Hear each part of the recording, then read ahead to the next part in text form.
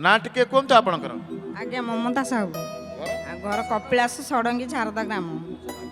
କ'ଣ ଅନୁଭୂତି ଟିକେ କହିଲେ ସନ୍ଧ୍ୟା ସମୟରେ ଆସିଛନ୍ତି? ପାଦରେ ଅନୁଭୂତି ସବୁ ଠାକୁରଙ୍କୁ ଡାକୁଛି, ଛୁଆଙ୍କୁ ଭଲରେ ରଖ, ସବୁ କହି ଭାବିକି ଆସିଛି କହିଛି କିନ୍ତୁ କହିପାରେନି, ଏଠି ସବୁ କାନ୍ଦି କି ଯାଏ। ଠାକୁର ଯାହା ଦେଇଛନ୍ତି କିଛି ଭୁଲି ପାରିବିନି।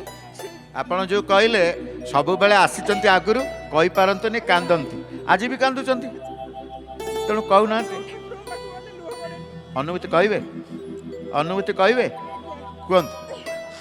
2008 ମସିହା ସିଏ ଆସିନଥିଲେ ମୋ ସ୍ୱାମୀ, ମୋ ମାମୁଁ ଝିଅର ବାହାଘର ହେଉଥିଲା।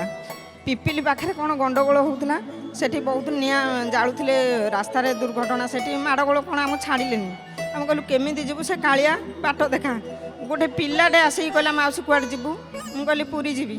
ଯେ ମୁଁ କହିଲି ଆମେ ସେତେବେଳେ ଆମର ଚୋର ଭୟ, ଛୁଆ ଛୋଟ ଛୋଟ ହେଇଥାନ୍ତି, ଆଣିକି ଆସିଥାଏ। ମୁଁ କହିଲି ଆଉ କେମିତି ଯିବି, କ'ଣ କରିବି। ସେ କହିଲେ ହଉ ମାଉସୀ ମୁଁ ସାକ୍ଷୀ ଗୋପାଳ ଯିବି, ତମେ ଏଇ ବସ୍ରେ ବସ, ମୁଁ ତମକୁ ଛାଡ଼ିଦେବି।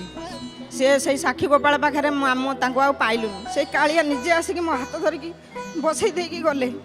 ଜୟ ଜଗନ୍ନାଥ ସ୍ୱାମୀ ନୟନ ପଥ ଗାମୀ ଭବ।